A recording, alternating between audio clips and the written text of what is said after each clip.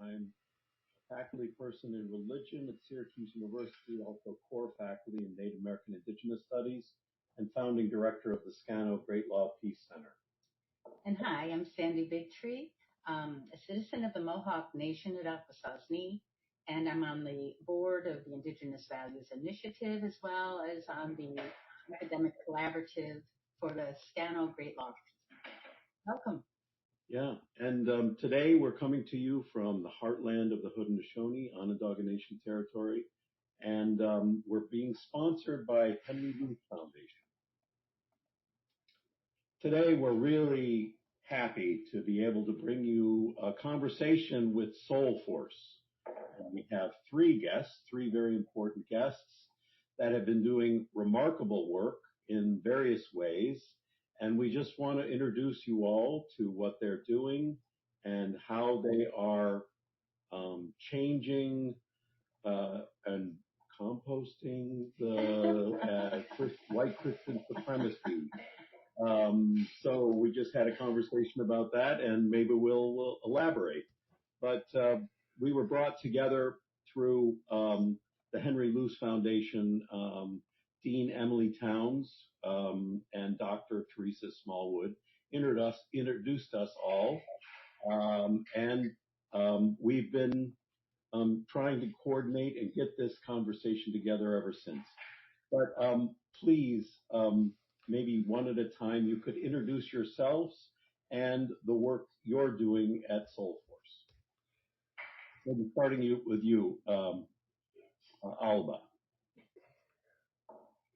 Thank you so much for having us on the podcast. We're delighted to be here. We were so grateful to be in community on Haudenosaunee territory earlier end of last year. So we are grateful to be here. I am Reverend Alba Onofrio.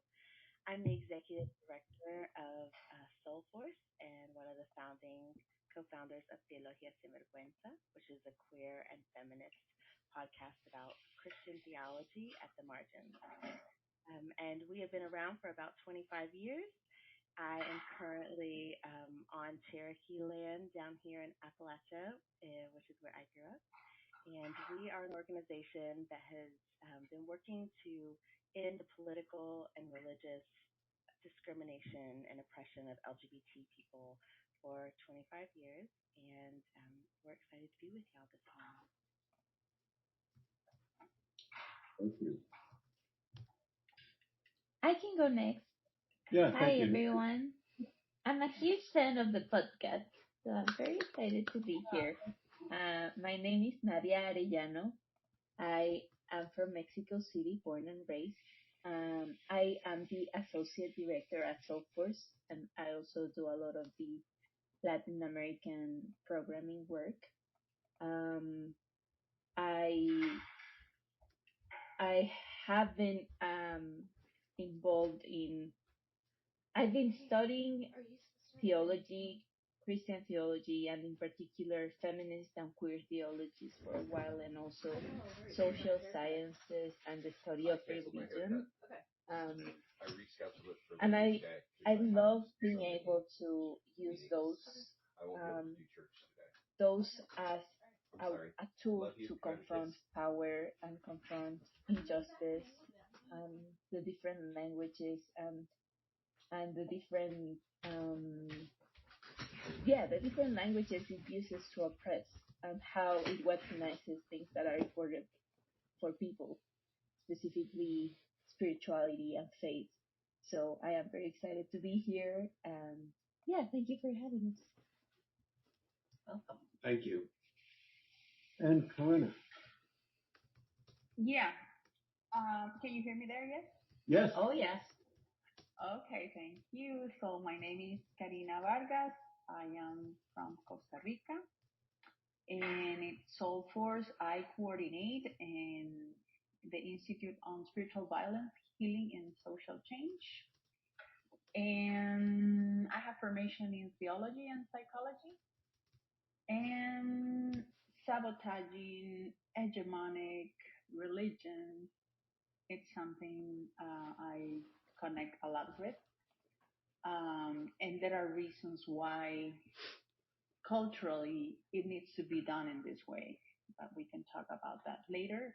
And I want to say that I enjoyed a lot the time we had in Syracuse last December, and I'm very excited to be part of this conversation this morning. Thank you very much. Thank you all for coming. Yeah, it was. Yeah, last December was something we're still sort of thinking about, grappling with, wondering what the next steps are. I mean, it was an incredibly diverse group of people. We were really gratified. So many people turned out to come and really participate in this conversation, which is so. What I appreciate about Soulforce is that, and also my discipline in general, right, history of religions, is that religion is the problem, and religious studies has to be involved in anything that we do to solve the problem and conundrums of our current crises. Name it. The current election cycle or whatever is always going to be framed around white Christian nationalism. And so that's why I'm drawn to what you all are doing, because we're all in religious studies in various ways, or in either in the academic study of religion or in some aspect of religion.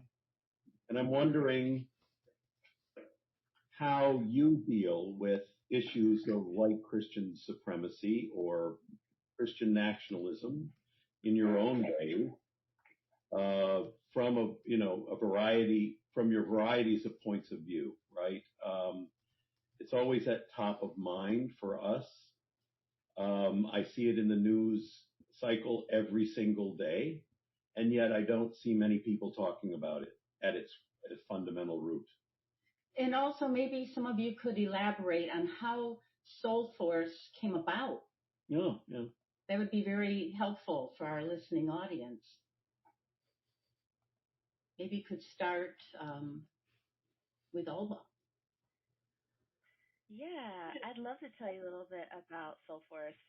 25 years ago, Reverend Mel White and his husband, Gary Nixon, basically came out from a religious right background into a public eye and sphere to say that one could be both queer and Christian at the same time, that was possible, that they were examples of living into the idea that all of us are made in the image of the divine, and therefore all of us have a right to human dignity and to our religion or our spirituality. And so 25 years ago, there was an important book written called Stranger at the Gate, which was one of the first mainstream books that came out about being both gay and Christian in the U.S. and got a lot of press because our founder had been a ghostwriter for Jerry Falwell and some of the other folks on the religious right and the moral majority at that time. So that's how we started. Then we had a section of about a decade where groups of young people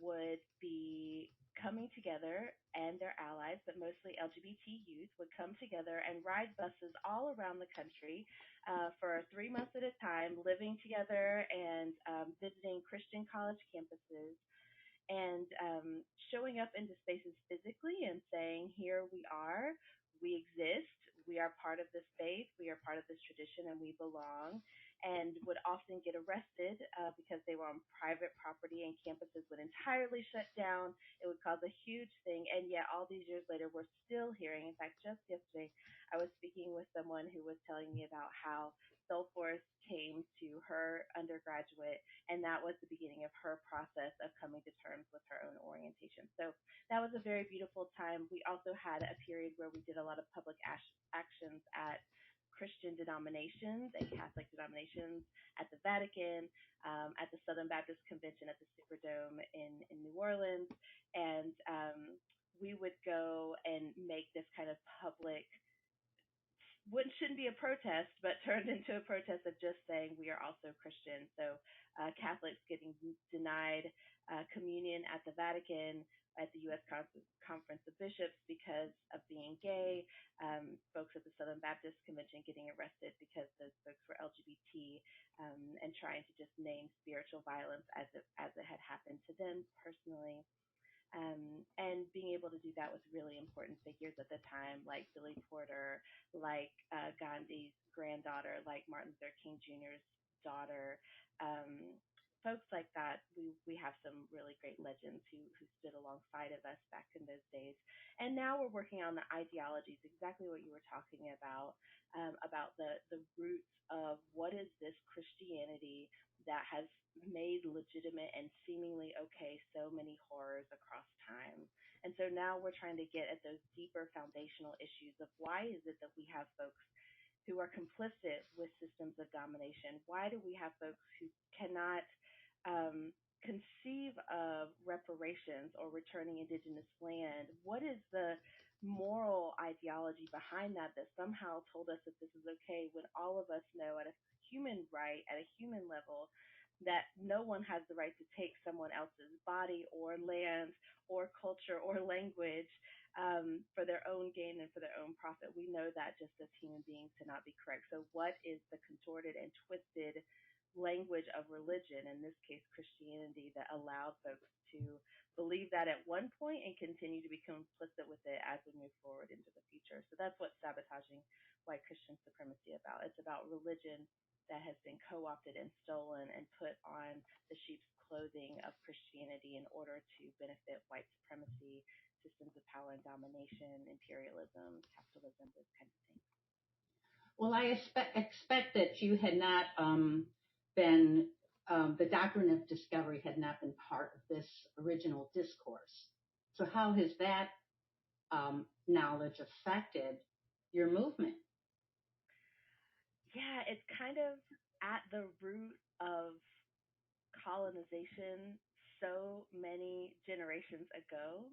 And I would love for maybe Nadia or Karina to talk a little bit about that, because it was in the last few years, the last 3 years, in fact, that we have really focused more on Latin America, having so much of our team coming from Latin America.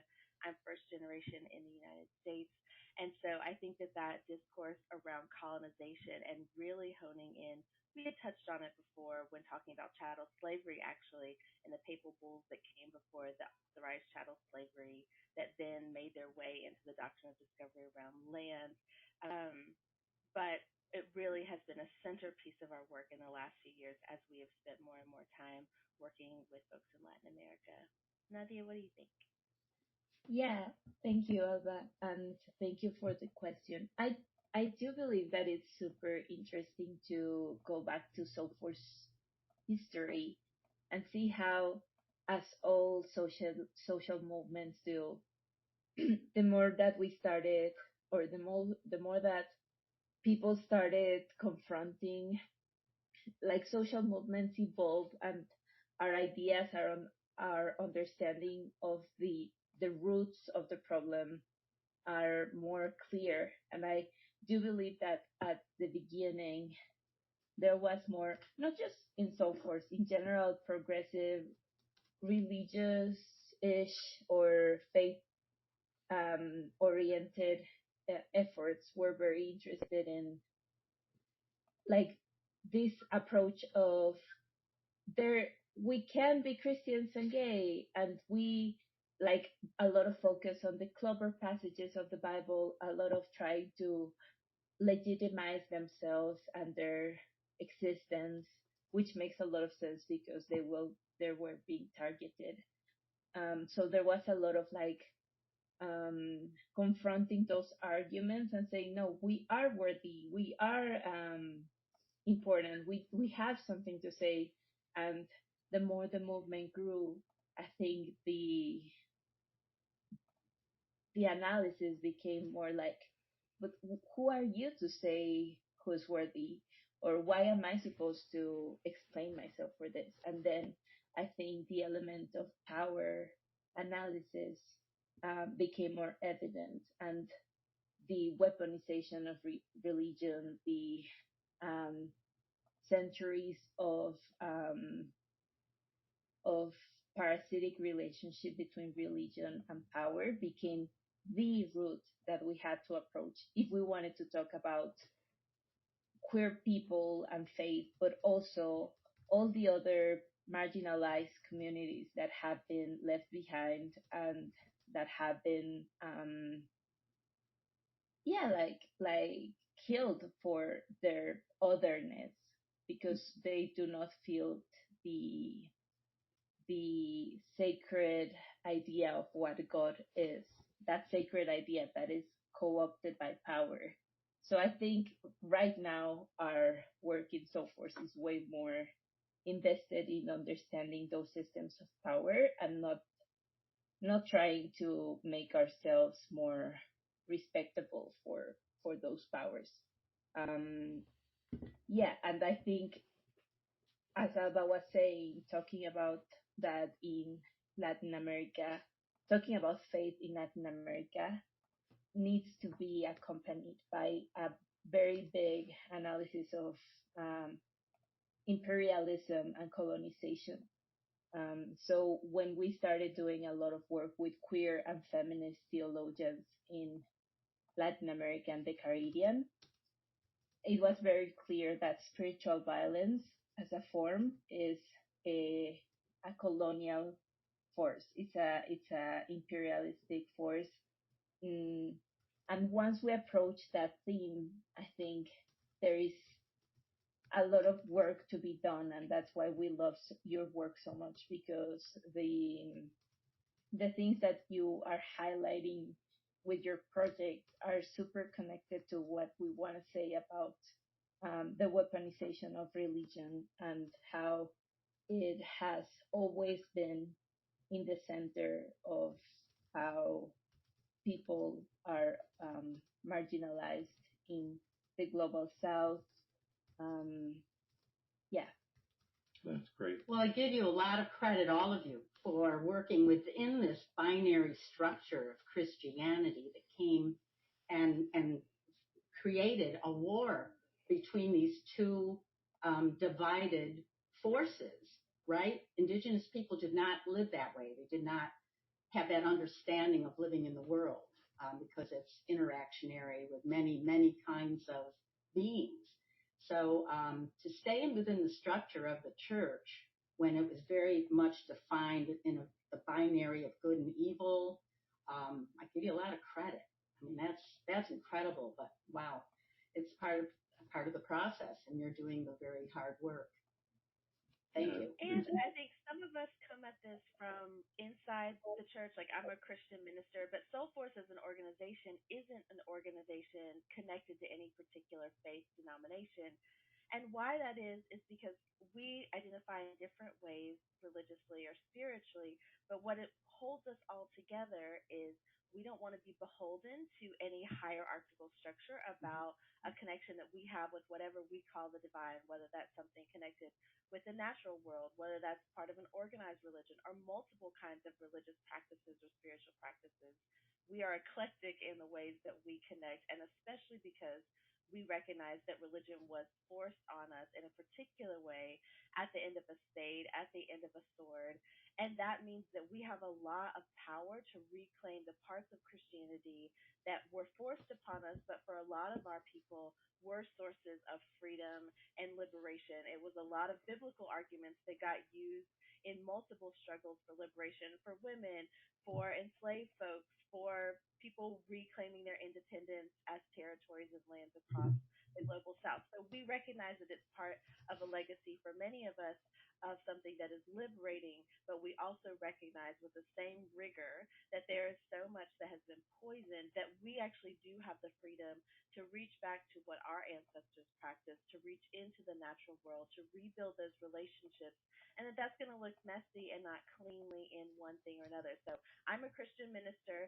I am deeply Christian, but I also feel like this is the consequence of the colonizers forcing their religion on my people. Is me, this queer person who is also Christian, who is also practicing earth-based healing practices on the land here in Appalachia, who is also moving to the global south. So that's me, and every one of us has our own version of that kind of story. But what we have in common is recognizing that Christianity has been used for great harm and used as a weapon, and that is not acceptable. And we have to come together around that to uncover it, to demystify it, to decode it, so that we can work in resistance to it and against it, so that we can be on our own healing journeys rather than attributing to Creator all of that stuff that has been causing us pain and harm, exclusion, marginalization, and taking us away from our families, our communities, and our land. That's deep stuff. Yeah. We were just in London talking to many of these Christian groups. I mean, we were asked to speak at St. James in Piccadilly, which is, high church Anglican, but they're also really invested in what they call eco-spirituality. And we were asked to speak about that and indigenous perspectives. And they connected us with, Adam can help me here, with Iona community in northern Scotland. There are a lot of these groups trying to reconnect with a Celtic, sort of indigenous spirituality, but are also active Christian organizations or contemplative communities that are reconnecting with the land. So I think we're at an interesting moment right now. We're at a crisis moment. Of course, it's 100 degrees outside, and for most of us, which is that's just totally weird for us here in northern New York State. But so I think people are trying to. I would say it this way, and this is echoing what Nadia was saying earlier. It's like we're at a moment where activism is meeting, the academy.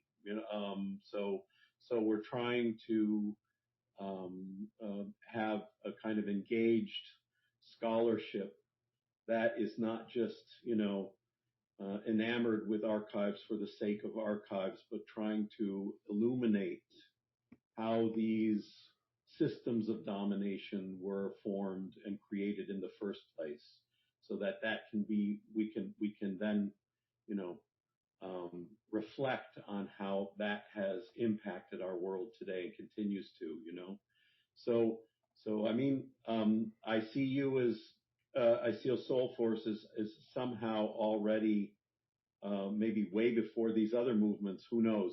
But there are these, going back to the 70s with Findhorn and other groups in Scotland and the UK that are trying to connect or reconnect with this sense of being part of the world, or part of the land. And make sense of these systems of domination. And how do you work through it? How do you see your way through this? Yeah. Is there a way to see through it? Yeah. These are serious questions. So I'll invite Karina to say something. You're aching to get in here. Yeah.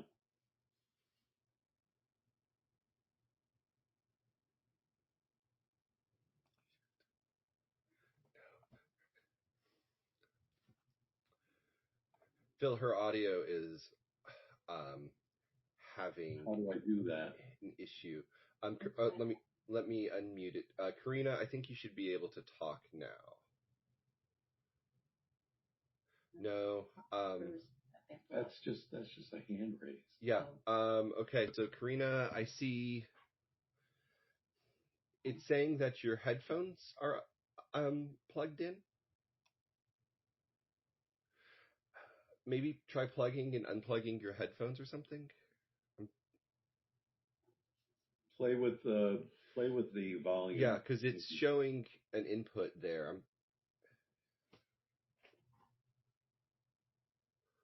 Say something.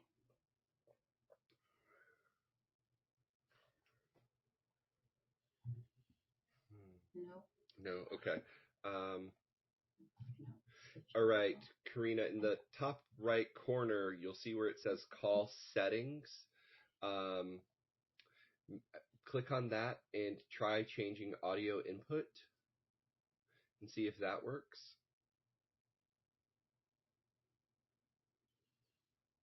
Did it work? Yes. Yes. Okay. Thank you very much for the help. What I wanted to say is that thinking our relationship north-south, being there in December, listening more about the Doctrine of Discovery, it's amazing how the same thing happened to our people in all places, and how this weaponized Christianity, it's at the bottom of the conquering, colonizing system strategy. And something I enjoyed about the work we do in Soulforce is that we can be in a conference with you in all these very complex analysis um, of the subject, but then we are with people in our events who, many of them are people who struggle with understanding what religion did to them, and also struggling with just questioning if they can practice a spirituality that will not damage them again, that will not be violent with them.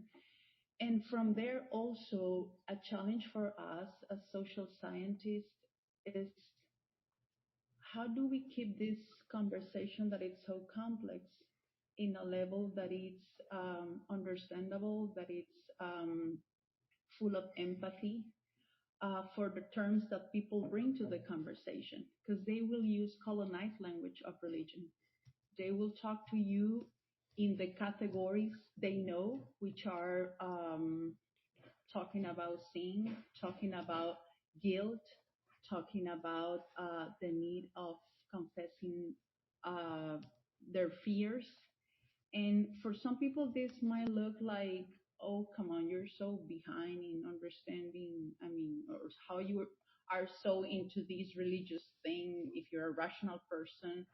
But being grown in Latin America, inside of these churches, you can understand how hard it's to move from these places, not only rationally, but emotionally, because the scars are new, the fear is new.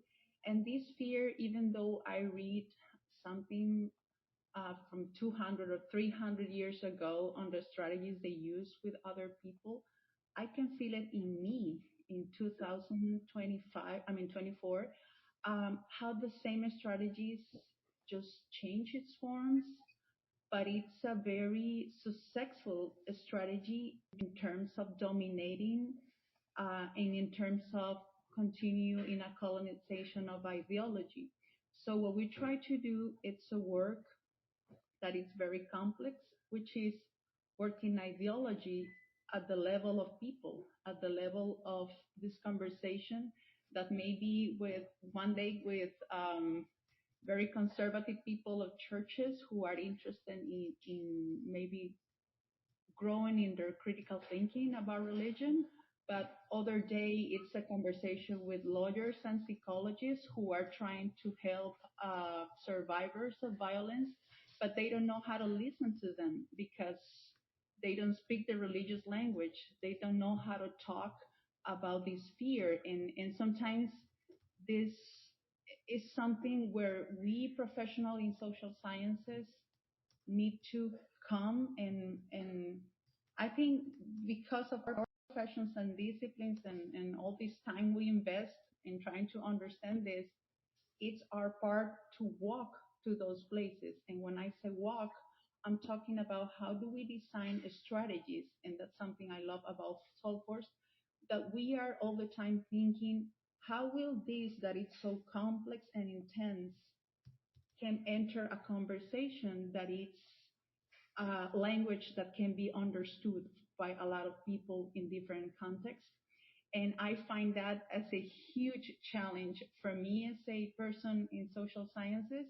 It's sometimes it's easier to write a paper then try to think of strategies to connect with people, not only in a rational way, but to develop this empathy for what colonization and violence has done in us, and that this is happening here in the South or in the North, because you also have a lot of damage there, a lot of colonization there, and then at the same time, a lot of the colony comes from you to the South, and so we are in this huge matrix of violence.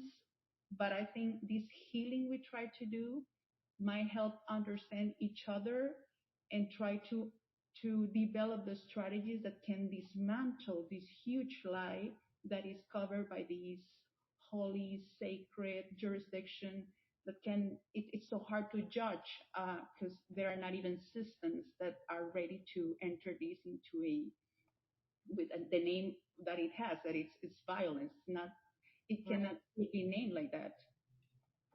No, we have a whole history of, well, bad relationships. Some people take, a whole life to recover from a bad relationship with one person. And we're talking about an institution that made us all obedient. There's no real relationship there. And then they laden us with guilt because of the diseases that were planted in all our territories, North and South America, and that we were dying because of our faulty creator, And so we're out of fear. Fear was established in a very profound way at the very beginning, using religion and disease to pull us into the belief that their God was superior. And it's a horrible relationship. Talk about generational trauma. The whole mindset is rooted in fear and guilt. Yeah, it's almost an impossible task. Sometimes you cannot recover from that, and you need to divorce from that situation. But few, I guess, can work through it. But it's a rocky road, whichever way you look at it. Before Nadia jumps in, I wanted to say too that one of the liberating factors of doing Doctrine of Discovery work, we've been doing it about 20 years now, and having these conferences, and what I find is that all of our students, all of the indigenous peoples we encounter, and we were just at a national or international conference of indigenous peoples in Norway, and they're all dealing with trauma at various levels. I mean, it's personal. I mean, and the thing about trauma is it's very easily personalized in a way that, it's somehow a personal deficiency or something wrong with me or something like that.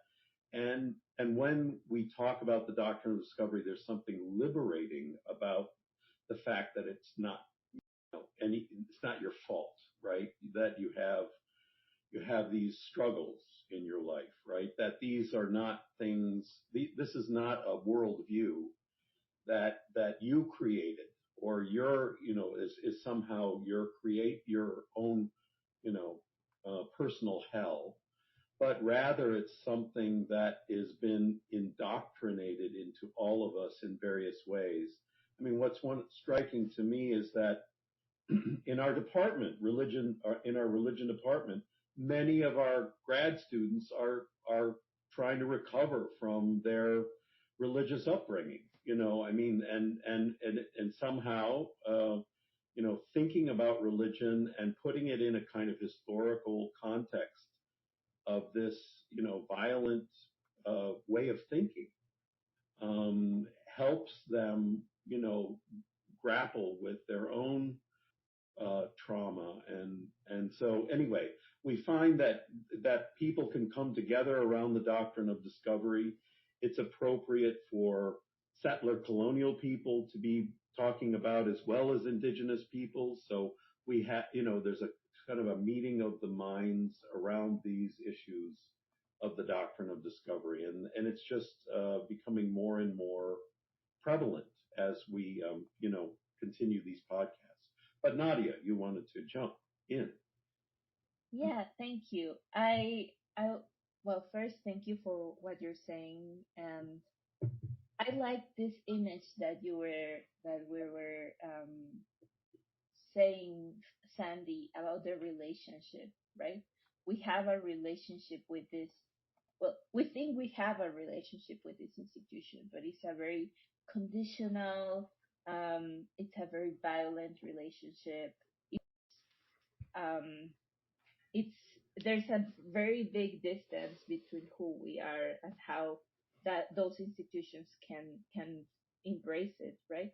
And there is not like there is a very violent relationship with the institutions, but at the same time, yes, and at the same time, we have deep relationships with the people that like are a part of those institutions. And when we talk to survivors of spiritual violence, the people that um, that hurt them are not an institution, are their families, are pastors that were like family to them.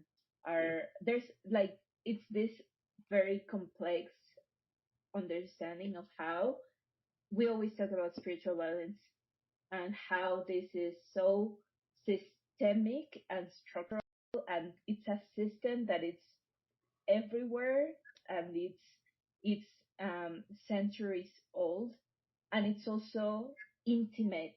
It's the most intimate things. Like it's both. It is the structure, the system that's bigger than our countries, and it's bigger than um, the institutions, and it's also in our own bodies, and it inhabits the most intimate thoughts in in one's own identity. So how do we navigate those complexities?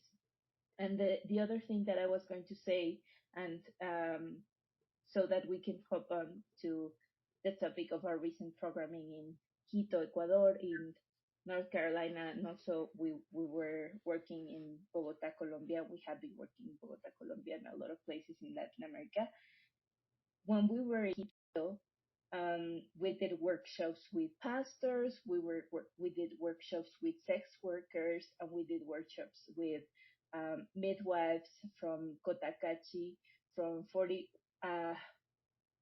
a union of um, 41 communities in Ecuador, indigenous communities, and specifically the sex workers and the midwives, indigenous midwives. They were they were Catholic. They were very devout Catholics, and for us that are in Latin America, that's not surprise any time if you've ever talked to an indigenous person in Latin America.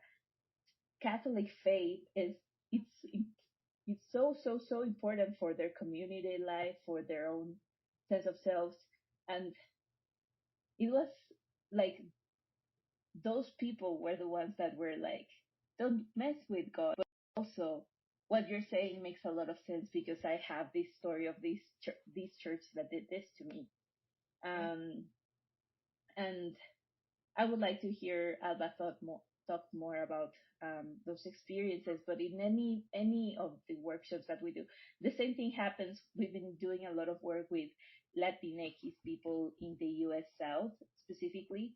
We recently did work with El Centro Hispano in North Carolina, which is an organization that has a lot of history of working with Latin American people in the United States that recently migrated to the US. And in those places, people have deep rooted faith. LGBTQ people that have been told God doesn't love them, they will tell you how hard they love God and how they don't like us being all weird about the Bible because it feels wrong. And when we start talking about spiritual violence in this perspective, when we give it a language, when we understand that we cannot, there is no Christianity in this continent that is not infused by blood and power. Those are facts that people understand as facts, and that is a good way to start. And once we start like framing that as like a like a first step to talk about these things, understanding that the complexity and contradictions are there. People are super receptive and they start bringing deep hurt and stories that they never thought they could talk out loud. They never thought they could question even. So yeah, all of this to say is super complex. We're still battling that contradiction every day in our work and in our own lives.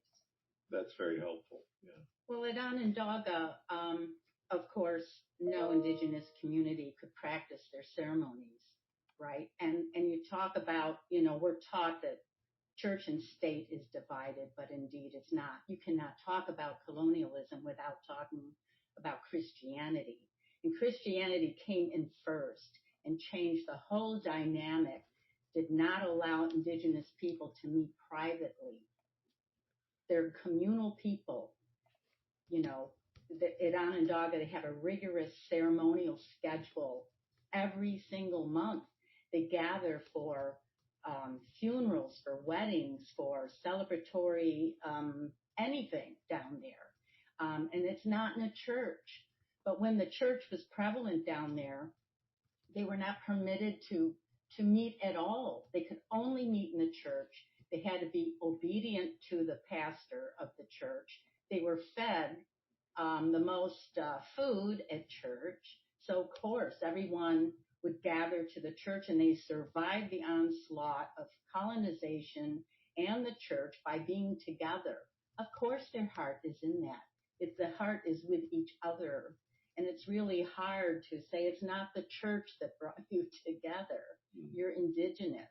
It's these long ancient traditions that existed thousands and thousands of years before the church came and reoriented you to something outside of this earth, I really appreciate that, Nadia, because the U.S.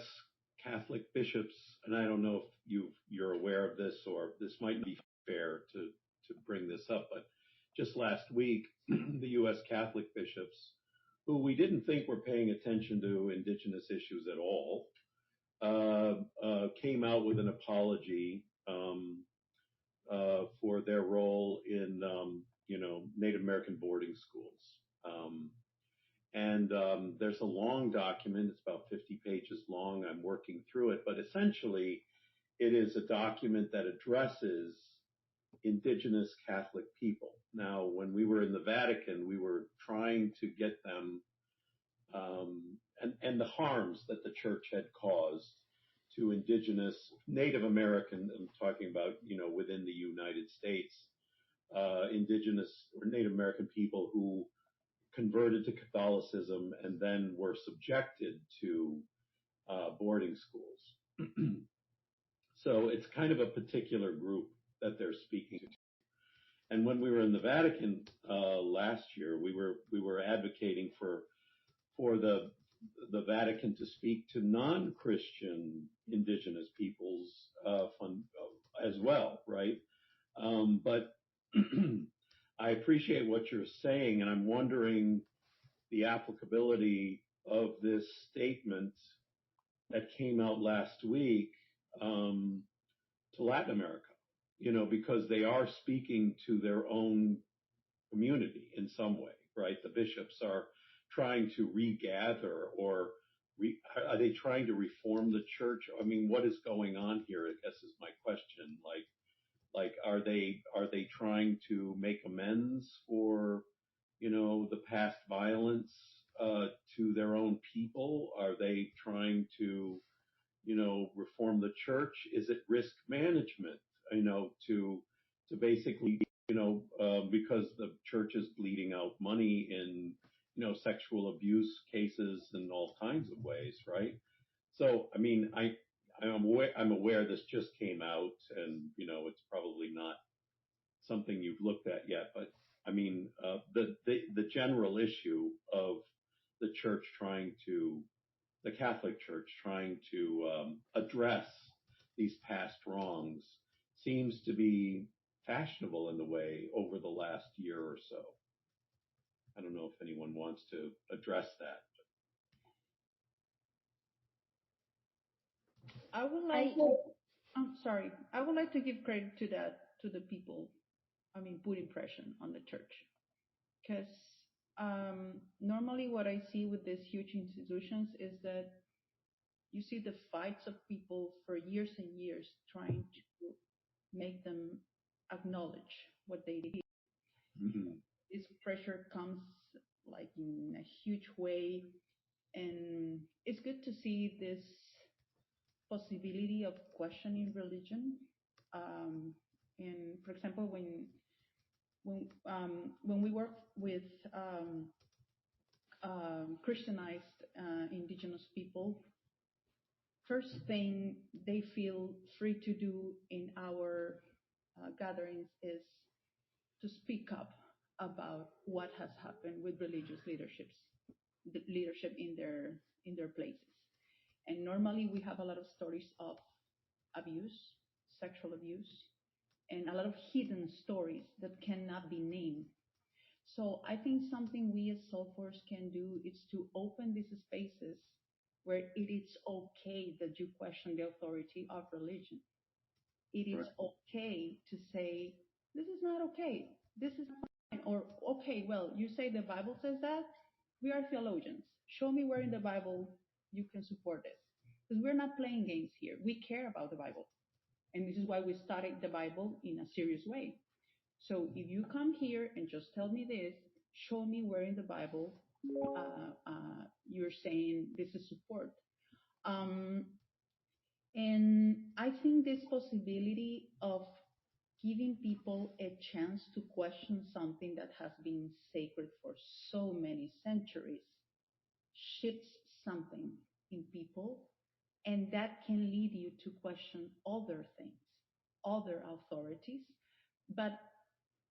And this is the place where we understand spirituality is the right of people. People can practice whatever they want and explore their traditions. The problem we have is that the colonization established one way to do it, one institution do it, or certain form of leadership that is the only one authorized to be the religious authority in the world. So I think we are dangerous, and somehow our strategy is sabotaging because we are inviting people to question that. And besides that, to whisper in their ears, and what if the most sacred spirit in the world wishes this for you, that you question all this violence that came in the form of a sacred being that is basically manipulating you for so many years. And I think that's freaking threatening for any institution, any democratic institution, because then you're making people believe, or you're giving them a chance to imagine the possibility of a spirituality that will not punish them for critically think, for reading, for looking for other sources, for practicing other traditions that are not Christianity, for example, or to practice a Christianity like the one we are promoting in our events, which is a church called Queerly Beloved. How about if you are a queer person and if you are drag and you are the main presentation during the religious service we have? That totally makes the minds of people blown. Like, how is possible that we have a church where we have drag queens as part of the holy presentation, and the way we celebrate our bodies and our diversity? So that's something I think is very powerful, and at the same time something that some people or some huge institutions might fear about us. Oh, wow. Yeah, shake the foundations then. And I think there's something really important about just naming. Like, I want to just re-amplify what both Karina and Nadia said. What our main strategy is in the world, in all the things that we do, whether it's in Eastern Africa, Latin America, the U.S. South, with indigenous folks, with sex workers, with groups of pastors, is we give a name to the violence that happens not only to our bodies, because many of us know the history of colonization, many of us know that that was a violent moment, but we leave it in the past as that's part of the past thing that happened. But when we talk about spiritual violence and what happens in the wounds that we may not be able to see 500 years later, or the wounds that we may not, like maybe our families didn't actually physically hit us, but they're calling us abomination or telling us that we were outside the will of God. Or for folks who practice other forms of spirituality, we were witchcraft. We were doing witchcraft in a negative way, because some people use that in a positive way now as a reclamation. But to like those things are also painful. You know, the idea that words never hurt me is a lie. We know that words are very important, especially when they have the full force of the state and the military behind them to enforce those kinds of laws, those kinds of rules. So it's not just that the church didn't allow people to gather, or that the church didn't allow folks to speak their indigenous languages or do their practices. It was that they had the full power of the military behind those rules and threats, right? So it's not just that the preacher said, it's that we know that behind that is an entire system of power and violence. And so when we talk about the harm that is actually violence that happens to our spirits, where we can't see what Nadia is talking about, our most intimate thoughts, where we think, is this punishment from God because on the blank thing, that is a violence that is equal and often even more pervasive and long lasting than a physical bruise or cut or even gunshot wound, because we start telling ourselves those same narratives. We repeat the colonizers' messages. So that's how I still see colonization showing up now, generations later. Even if we fix everything, which is not really possible, we still have the full weight of generations who have been told these things about our peoples and about our practices and about our ways and about our knowings and about our bodies, that we have to carry and work on burying and composting and recreating what this version post colonization looks like, because we can't go back to before those times. And I think that's part of our strategy, is just naming this is what spiritual violence is. When the inherent human dignity that you have as immutable as part of creation, as a human being, and our indigenous colleagues and friends and community members would say for the entire natural world, that the innate given immutable right to self-determination, to dignity, to peace, to love, to protection, to just life, period, that whenever that is attacked in the name of God or in the name of Creator or in the name of what the Bible says, that is spiritual violence. And it happens at every level of society, from the biggest institutions, from the biggest governments, to what your family member said about your spiritual practices, your gender, your sexuality, your marriage choices, your children, whatever those things are, like that is a violence that enters our bodies. And because it has the full weight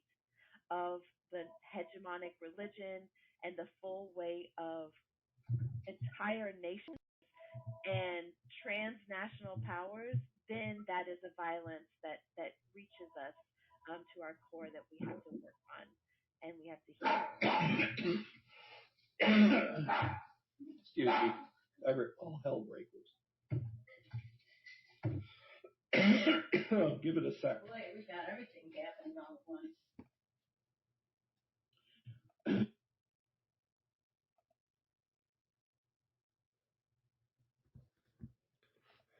Hey, Phil, your coughing muted the mic.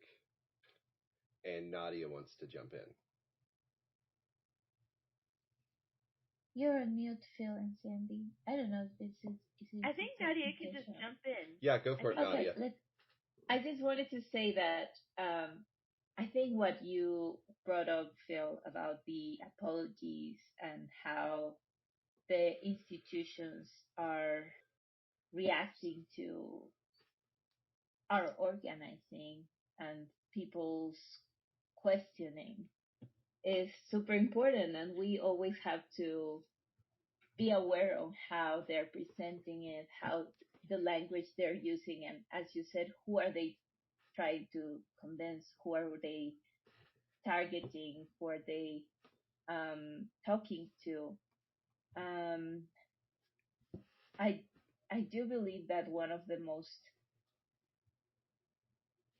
most important characteristics of white Christian supremacy and why it has um, existed so much in so many different parts of the structures of society is because it because of its ability to adapt and mutate and like change and transform. Um, and because of that, uh, marginalized communities everywhere have learned to be experts in suspicion and experts in like this act of questioning, like you're saying the right things, but you're saying it to these people in this specific time, and I don't believe you, right? Or you're doing this other thing while you are apologizing, so I don't believe you. So I think that is on itself a spiritual act of reclamation and survival and resilience, and it is also what has kept us alive, queer people, people of color, indigenous communities. Um, it is also a problem for us as social sciences or like people that do research on religion to see how much that shifts. Because, for example, in Latin America, a lot of the liberatory, like a lot of organizations that are doing what many would consider decolonizing work have roots in Christianity, Catholic institutions that have been shifting. Um, and there are also dynamics on Catholic and then evangelical things that come from the United States. I'm talking about Latin America in particular, and how that shifts the power dynamics and who, which powers are talking to the people, and how that also how people interact with those approaches, faith approaches, and it's ever changing.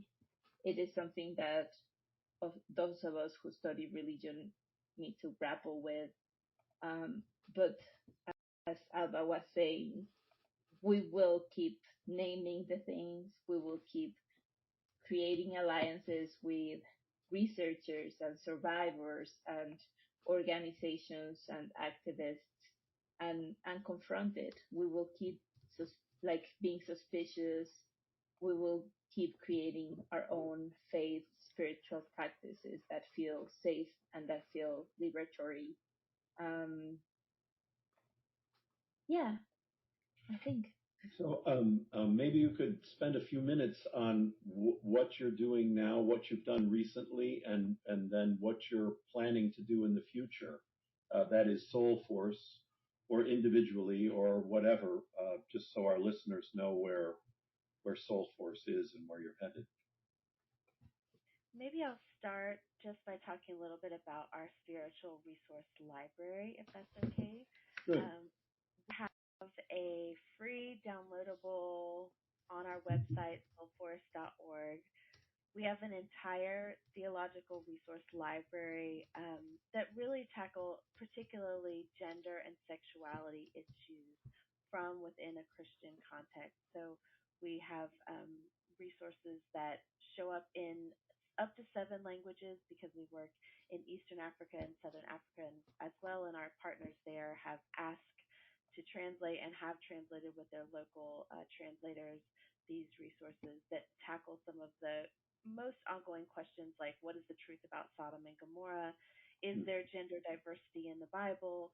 The truth, or what you need to know about the Bible. In the Spanish language, the title sounds like what they still haven't told you about the Bible, which just basically gives some more context for understanding that some of the things that have been lifted up as untouchable or sacred also have an entire history of where powerful men were sitting in rooms making decisions about which books get put where, what translators' decisions are around how they gender things like the Holy Spirit, or how they interpret different words from across many languages, across many generations. So I would highly recommend for folks who are interested in that kind of work of understanding, especially if you're a Christian, to understand where our faith comes from, so that you recognize what pieces of that are ours and what pieces of that have been imposed, is some of the most intense, deep, and most spiritually maturing work that we can do as people of faith. And for those folks who are fighting white Christian supremacy because of the struggles for human rights and for human dignity across many different sectors, we find that the resource library is useful to understand what you're having conversations about with your Christian colleagues or your Christian opponents, as often is the case, unfortunately. And Karina and I and another theologian from Colombia wrote a very important book for us, a 150-page book, which is also available for free download on the internet, which touches a little bit on the Doctrine of Discovery, actually. It's currently only in Spanish, but it introduces 5 concepts, and those 5 concepts are Christian supremacy, spiritual violence, religious abuse, spiritual terrorism, and spiritual trauma.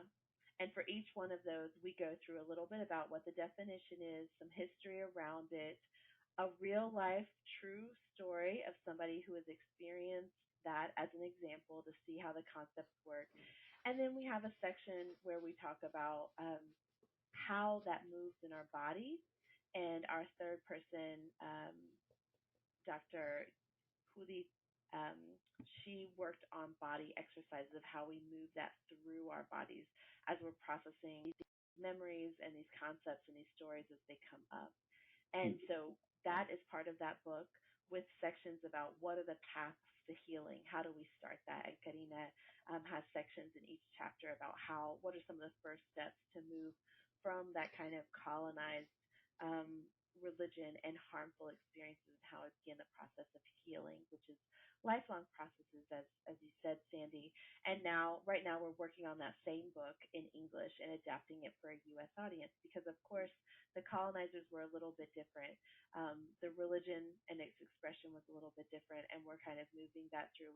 We'll still be from a Latin American perspective, but we really want our English audiences, and particularly all of us who come from Latin America and have migrated north, to be able to find more peace and find ourselves in this kind of clash of different kinds of cultures, understand a little bit more about where we come from and what colonization and religion look like from that perspective.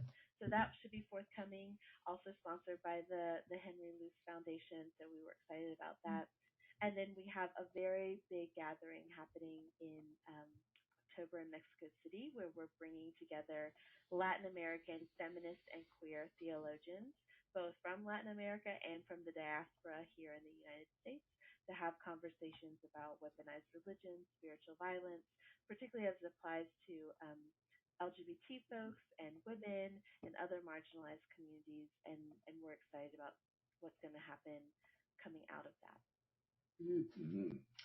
So sidebar, if you have a kind of shortish version of the book that's coming out, we'd like to, or we'll announce it on our list certainly, and then also if you have an announcement for the conference in Mexico City, we'll certainly spread that around as well. I mean, I've got, a few students of mine would be very interested in that. It's a really special experience, and we are encouraging students to come join. Some of the biggest names in feminist theological work in Latin America will be joining us. Maricel Mena, who does Afro-Colombian biblical study in Colombia, will be there with us. Several people from Mexico and more that we haven't confirmed yet. So it's a very unique opportunity for students in particular. Where we're mostly keeping it for folks who are part of that community already and students. So we have done almost 70 episodes of Teología Sin Vergüenza, this podcast in Spanish on queer and feminist theology.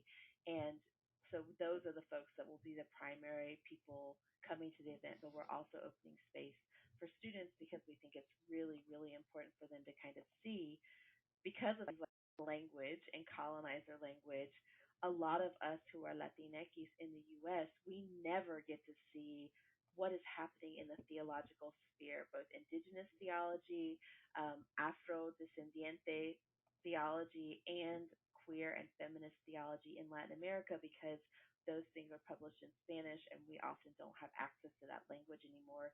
Even if it's a colonized language, we still don't have access to that because we've assimilated into U.S. culture where English was the language our families took up for survival purposes. So we would be very excited to host students who are willing to come. It will be in Spanish, so folks will need to have some access to Spanish, but it feels like a once in a lifetime opportunity for me. And I've been doing this for 10 years, and I am just beside myself with pleasure because, as far as we know, this hasn't happened before. Wow. I guess I'd like to mention, you were talking about energies, these negative energies through your body, and some of this work you've been doing.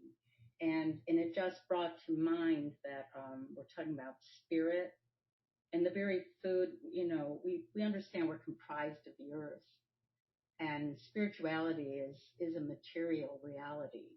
And the food that you ingest does a lot of the work of moving, this negative energy through your body. And it's this re-engagement that is not so much going back to pre-existence, but it's re-engaging with the natural world as well, and connecting to the regeneration that creates our life and all life on the planet. So just something to, think about.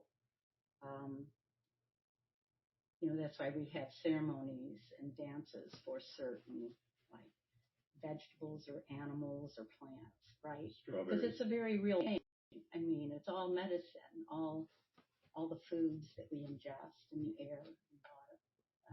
Yeah. That's all I wanted to add. Just a quick fun fact. Angel Mendez, which is a Mexican queer theologian, he does a lot of work around queer theology, body, pleasure, and his other big area of study is food. Food and desire. Of course. And he's a dancer. He's a theologian and a dancer. So I was just highlighting how it is so connected, and queer theology, queer and feminist theologies have a big history of understanding, approaching the body in its material and spiritual realities, and understanding pleasure. There's sort of to be said about how these white Christian supremacy, weaponization of religion have targeted pleasure and bodies and how we look, how we act, how we move.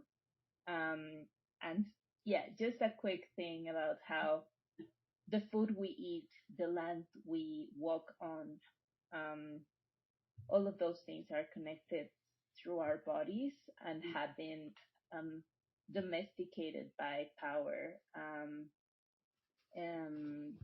Yeah, so it is connected. Fruits and Teología Sin Vergüenza, our Latin American theology, queer and feminist theology program. Our logo, our fruits. Let me have fruits from Latin America, specifically from different parts. So it is connected. Just a little. I think the colonizer understood a lot of that too, because they ruined our fields, our indigenous crops, and replaced the basic corn with their white flour, because they knew it would change our ceremonies and our way of connecting with the earth. That was impacted all over South America and North America. And they already knew how this effectively made people sick and disrupted culture at its core. Which is part of why some of the work that we do that feels like it gives people permission, which of course we don't need permission to reach back into our own ways. But because we come from colonized mindsets that have told us that there are dire consequences from moving outside of the rigid confines, that tells us historically that we are in danger if we step outside of what we've been told we're allowed to do.